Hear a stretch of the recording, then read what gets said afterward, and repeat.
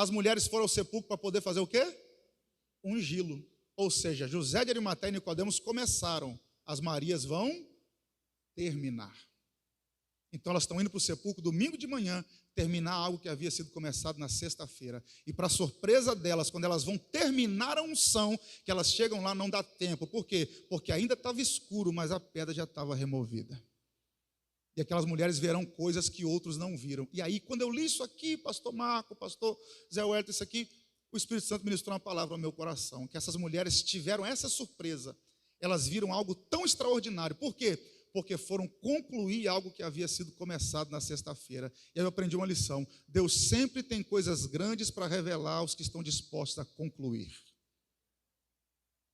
Por que é importante frisar isso aqui? Porque nós somos especialistas em deixar coisas pela metade. Quantas vezes você paga a academia e só vai uma semana? Já achei. Começa a dieta na segunda e quebra na quarta. Quando vai longe. Paga um mês, paga 6 meses de curso e só vai 3. Compra um vídeo no Hotmart e só assiste 20 minutos. Começa a ler um livro e para no capítulo 3. Somos especialistas em começar e não terminar. Aí eu aprendo uma lição aqui. Quem está disposto a concluir, Deus tem pedra para remover. Talvez Deus tenha trazido gente aqui essa noite só para dizer isso. Conclua aquilo que está pela metade, que eu quero revelar algo maior sobre a sua vida. Conclua o que está parado pela metade. Coisas que você começou em janeiro desse ano. Não deixa virar de 31 de dezembro para 1º sem concluir o que você começou. Mateus 24:13, aquele que perseverar até o fim será salvo. Deus gosta de coisas completas, então já que começou, termine, conclua, não deixe pela metade, não deixe pela metade. E as Marias estão indo lá concluir a unção de Jesus, e elas vão ser surpreendidas porque a pedra do sepulcro está removida. E aí quando elas vão concluir, tem 2 fatores de dificuldade no texto. 2 fatores de dificuldade. Quais são? Verso 1 de João 20. Sendo ainda escuro, viu a pedra tirada do sepulcro. Para você entender a dificuldade, eu vou voltar em Marcos 16, tá? Bíblia pela Bíblia. Marcos 16, verso 2 e 3 agora. E no primeiro dia da semana foram ao sepulcro de manhã cedo, ao nascer do sol, e diziam umas às outras. Olha o que elas diziam, a indagação que elas faziam. Quem nos revolverá a pedra da porta do sepulcro? Quem está me ouvindo, diga amém. Então elas estão indo escuro ainda. Primeiro fator de dificuldade, a escuridão. Segundo fator de dificuldade, havia uma pedra no sepulcro. Elas estão indo para o sepulcro, sem saber que a pedra estava removida, e perguntando uma outra: quem vai remover a pedra para nós?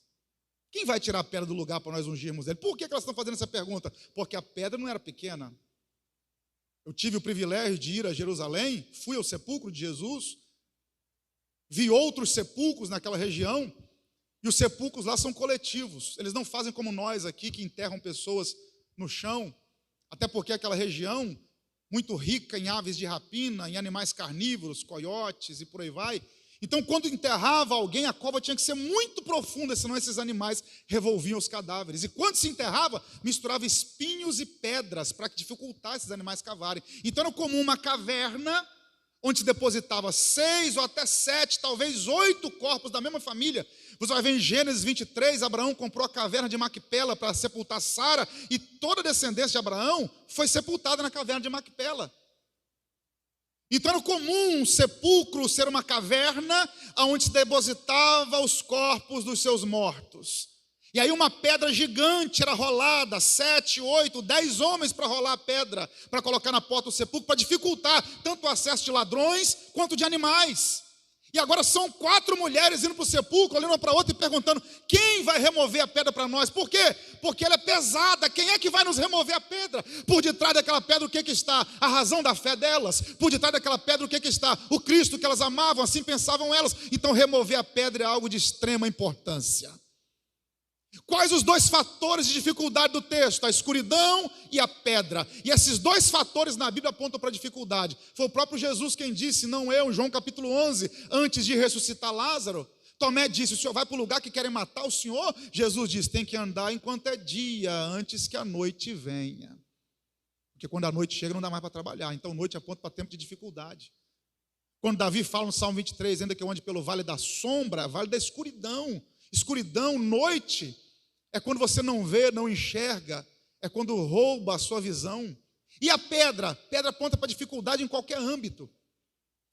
Meu conterrâneo, Carlos Drummond de Andrade, grande poeta brasileiro, mineiro, por isso que eu disse que é conterrâneo, seu maior poema, havia uma pedra no caminho, no meio do caminho havia uma pedra. Do que Drummond está falando? Das dificuldades, das intempéries da vida. Ninguém quer pedra no sapato. Ninguém quer pedra nos rins. Ninguém quer pedra em lugar nenhum. E as mulheres estão indo para o sepulcro e tem uma pedra. E de repente, pastores, amigos, igreja, eu esteja ministrando para irmãos e irmãs aqui essa noite, que estão até dispostos a terminar o que começaram.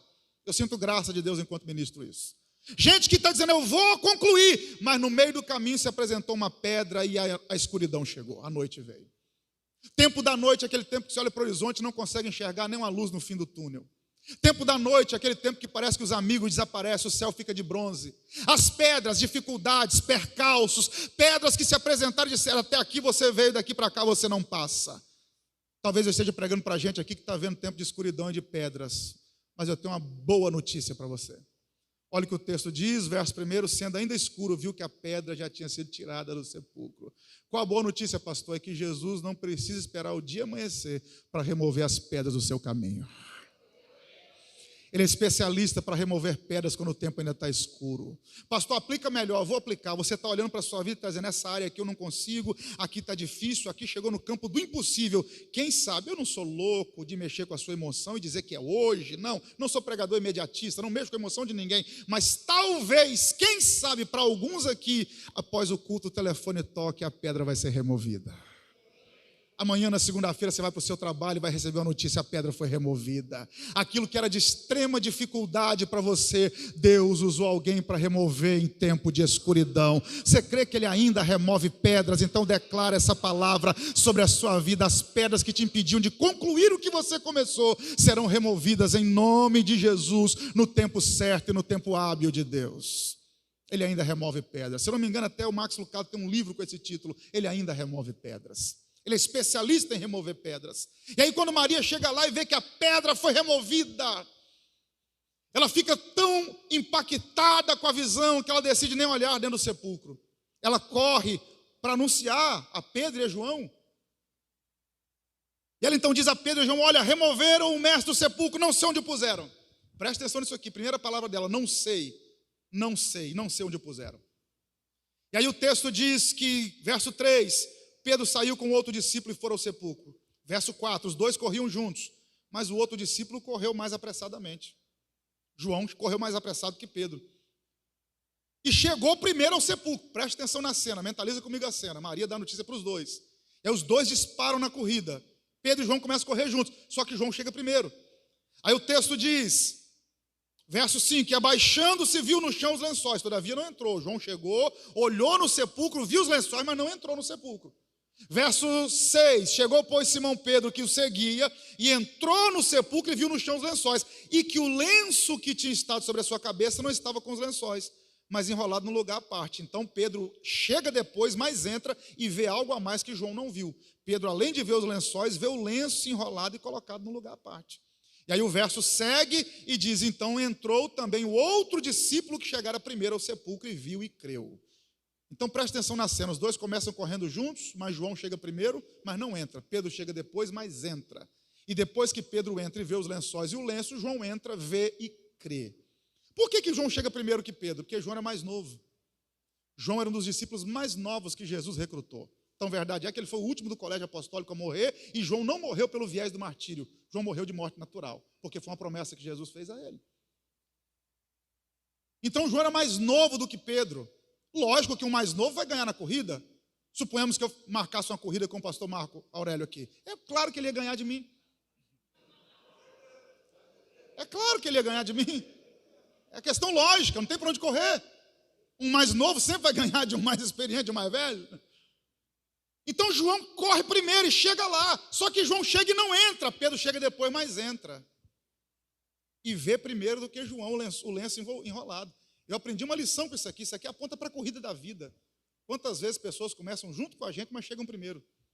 Mas o fato de alguém chegar primeiro não quer dizer que vai entrar primeiro.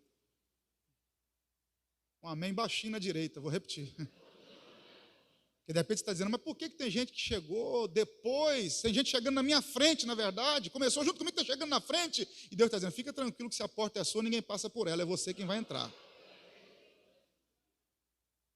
Agora, se você olhar no Evangelho de João, eu te recomendo que o faça, se ainda não fez, sempre há esse contraste de Pedro e João. João capítulo 21, depois você lê com calma na sua casa, você vai ver que quando eles estão lá pescando, os 7 discípulos voltam a pescar. E aí eles pescam a noite inteira e não pegam nada. Jesus aparece às margens do mar de Tiberíades e pergunta, tendes alguma coisa de comer? Eles não reconhecem que é Jesus. Aí eles respondem, não. Aí Jesus diz, lança a rede à direita do barco. Quando eles lançaram, depois vão fazer a conta, 153 grandes peixes. Quando João começa a puxar a rede, João fala, Pedro, é o Senhor. Se alguém perguntasse, né, no texto não diz isso. Versão Renan de Mello, vamos lá. Pedro, João, como é que você sabe que é Jesus? Só tem um que enche rede desse jeito. Só tem um que muda resultado desse jeito. Pedro, só pode ser o Senhor. Aí Pedro fala, é o Senhor? Aí Pedro se veste, porque ele estava nu, e outro dia eu volto a falar isso, por que ele se vestiu antes de se encontrar com Jesus? Ele se veste e mergulha. Para nadar, quanto menos roupa, melhor. Mas Pedro se vestiu para nadar. E chegou até Jesus. João foi depois com o barco. Olha que interessante. No sepulcro, João chegou primeiro, mas não entrou. No mar, João descobriu primeiro, mas não mergulhou. No sepulcro, Pedro chegou depois, mas entrou. No mar, Pedro descobriu depois que era o Senhor, mas mergulhou. Então João é aquele cara que sabe, mas não faz. E Pedro aprende depois, mas faz. É por isso que às vezes você fala assim, por que tem gente que chegou depois de mim, aprendeu depois de mim, vivendo coisa que eu não vivo? Talvez porque esteja fazendo coisa que você não faz. Gostinho de bezetacil, então vou repetir. Muitas vezes é assim que funciona, gente que faz o que nós não fazemos. Chegou depois que nós. É Pedro. Chegou depois no sepulcro, mas entrou. Descobriu depois que era Jesus, mas mergulhou. Inclusive eu escrevi um livro sobre Simão Pedro, é o meu livro mais vendido. Acabou, pena que eu não trouxe. E tem lá no capítulo da restauração, fala sobre isso. Uma frase que eu até uso nas minhas redes sociais. João tem o conhecimento, mas não tem atitude, não mergulha. Então guarde o que eu vou dizer. Conhecimento sem atitude não muda história. Conhecimento sem atitude não muda história. E aí foi o próprio Jesus quem disse, aquele que ouve a minha palavra e não pratica, é semelhante a quem construiu a casa na areia. Desce a chuva, sopra o vento, corre o rio, a casa cai. Agora, quem ouve e pratica é como aquele que edificou a casa na rocha. Desce a chuva, sopra o vento, corre o rio, a casa permanece. Evangelho é prática. Descobriu que é Jesus falando contigo? Faça o que ele falou. Conhecimento sem atitude não muda história. É por isso que eu conheço um monte de gente muito mais inteligente do que eu, e não é difícil encontrar gente assim não. Gente muito mais preparada do que eu, mas não chegou na metade do caminho que eu cheguei. Por quê? Porque falta talvez um pouco de atitude. Conhecimento sem atitude não muda história. Descobriu que é Jesus? Mergulhe. Chegou? Entre. Quando João chegou, ele não entrou. Pedro chegou depois e entrou. E quando Pedro entra, olha a visão que Pedro tem. Ele vê o lençol que envolvia o corpo de Jesus caído e o lenço dobrado num lugar à parte. Olha que coisa interessante, o invólucro que estava o corpo de Jesus. Por que é importante esse detalhe que João dá? Lembra de Lázaro? Quando Lázaro sai do sepulcro, Jesus diz, desatai-o e deixai-o ir. Por quê? Porque envolvia-se no lençol e amarrava-se. Quando Pedro vê o invólucro, era como se ele tivesse, se você olhar o texto no original aqui no grego, o sentido é como se fosse o mesmo de um casulo de uma borboleta, que a borboleta sai. O que João está dizendo aqui é o seguinte, o corpo de Jesus passou por entre aqueles lençóis. Lázaro precisou de alguém para desatá-lo, Jesus não. O lençol caído no chão é uma prova da ressurreição de Jesus. É o Cristo ressurreto. Outra prova é que o lenço que estava sobre a cabeça dele estava dobrado num lugar à parte. Detalhe, quem foi que deu esses lençóis? Eu li o contexto com vocês. José de Arimateia e Nicodemos, 2 homens riquíssimos. Ou seja, eram lençóis caros. Se algum ladrão de sepultura passasse por lá, ia deixar o defunto e levar o lençol. Porque o cara era o lençol. Então, esses lençóis no chão são a prova de que Jesus não foi roubado da sepultura, que ele havia ressuscitado, porque ninguém o desamarrou e o invólucro estava lá intacto, caído no chão, murcho. Por quê? Porque o Cristo ressurreto passou por entre ele. E aí tem um detalhe interessantíssimo, o lenço que estava sobre a cabeça de Jesus. enrolado, algumas versões dobrado e guardado, colocado cuidadosamente no lugar à parte. Todo pregador que prega sobre João 20 fala o que eu vou falar aqui agora, não é nenhuma novidade. Havia um costume entre os hebreus, entre os judeus, na verdade. Quando você visitava a casa de alguém, você deixava lá um pertence seu para dizer que gostou de ter estado lá. E aí, quando o anfitrião que te convidou achava o pertence, dizia: olha, fulano esteve aqui e gostou, porque ele deixou algo, era um pretexto para buscar. Então, aqui era um sinal para os judeus. Quando Jesus deixa o lenço enrolado lá, eles sabem, ele gostou de estar aqui. E ele vai voltar. Só que não é para buscar um lenço, é para buscar uma igreja lavada e remida no sangue dele. Mas ele esteve entre nós e gostou de estar aqui. Só que tem um outro detalhe, pastor Marcos, que eu acho mais interessante ainda, é o fato de Jesus enrolar o lenço e colocar num lugar à parte. Vou fazer uma pergunta aqui, não precisa responder não, ela é uma pergunta retórica, é para você pensar. Quando você sai atrasado para o trabalho, você arruma a cama? Falei que não era para responder, está se entregando. Do jeito que você levanta, você sai. Tem gente que não arruma nem quando sai no horário certo. Já deixa bagunçado para dormir de novo. Já achei. Vou te indicar um livro muito interessante. Arrume a sua cama. Esse livro é de um comandante